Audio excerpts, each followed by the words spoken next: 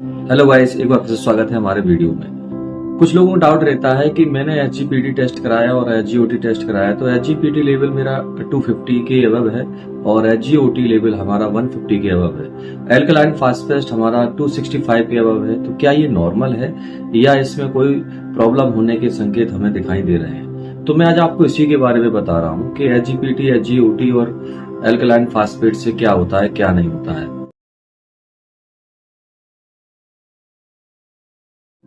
तो एचजीपीटी यानी एएलटी 250 के एबव अगर हमारी आती है तो क्या ये सही है या गलत है, जबकि इसकी नॉर्मल रेंज होती है 7 से 56।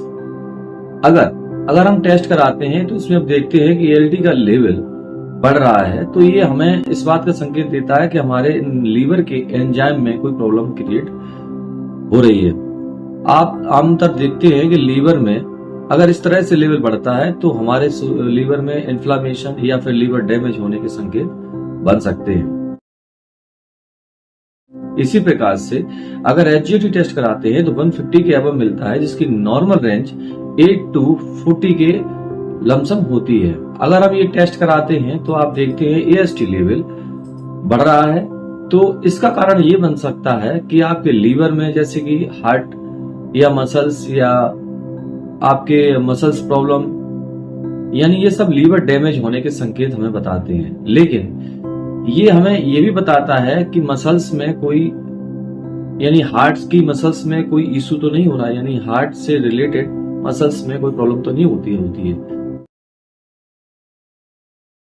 तो अगर हम अगली टेस्ट की बात करें तो एल्कलाइन फास्फेट जो 165 की लमसम अगर हमारा रिजल्ट में आता है, जिसकी नॉर्मल रेंज जो होती है 144 147 के लमसम होती है। अगर हम ये टेस्ट कराते हैं तो आप देखते हैं एल्कलाइन फास्फेट जो हमें बताता है कि हमारे लीवर के टिश्यू यानी बाइल डक्ट में कोई रुकावट तो नहीं है, बॉन्ड डिसऑर्डर तो नहीं है। इसी प्रकार से अगर एएलटी हाई जाता है तो और एएसटी हाई जाता है तो ये हमें बताता है कि हमारे बाइल डक्ट में कोई प्रॉब्लम हो सकती है या होने वाली है। तो अब ये प्रॉब्लम हम फेस कैसे करते हैं? अगर ये प्रॉब्लम हो जाती है तो ये समस्याएं क्या क्या हो सकती हैं हमारे शरीर में? तो लीवर इन्फ्लामेशन एक समस्या है, या हेपेटाइटिस जी एक समस्या है जो कारण बनती है अल्कोहल या इन्फेक्शन के कारण से। कॉन्स्टिपेशन भी एक समस्या बन सकती है जो अधिक मेडिसिन खाने की वजह से बनती है। फैटी लिवर डिजीज भी हो सकती है, यानी आप में फैटी लिवर होने का कारण जो बनता है वो बनता है कि आप गलत डाइट का इस्तेमाल करते हैं या गलत डाइट लेते हैं। ये ऑब्स्ट्रक्शन यानी वाइल डक्ट में अगर कोई भी रुकावट होती है तो ये भी एक शो करता है कि अगर इस प्रकार से एएसटी, एएलटी या एल्कलाइन फास्फेट बढ़ता है तो ये रुकावट डैमेज या लीवर में दिक्कत बता सकता है। और भी कंडीशन बनती हैं जिनमें से सिरोसिस जैसी समस्या हो सकती है, लीवर कैंसर हो सकता है या मसल्स डिसऑर्डर भी हो सकते हैं। ये सब एएलटी, एएसटी और एल्कलाइन फास्फेट के बढ़ने की वजह से हो सकता है। तो आप इस चीज को, अगर ऐसी कोई समस्या होती है तो आप अपने डॉक्टर से कंसल्ट करें और दिखाएं कि हमें क्या समस्या हो रही है और इसका जल्दी से जल्दी उपचार करें, क्योंकि ये आपके लिए हानिकारक भी हो सकती है और दिक्कत भी पैदा कर सकती है।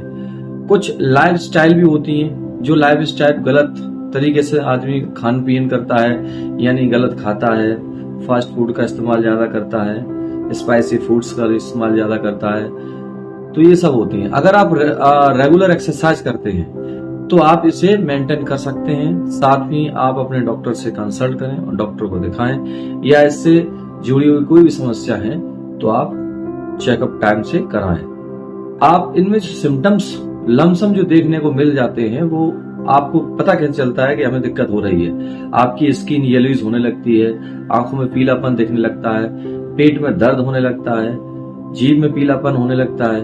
ये सब अगर रिजल्ट आपको दिखाई दे रहे हैं, ऐसी समस्याएं आपके शरीर के अंदर अगर दिख रही हैं, तो आप इस चीज को मान के चलिए कि आपके शरीर में लीवर से संबंधित कोई भी समस्या हो सकती है जो आपको कोई भी बड़ी समस्या बना सकती है, बड़ी समस्या दे सकती है।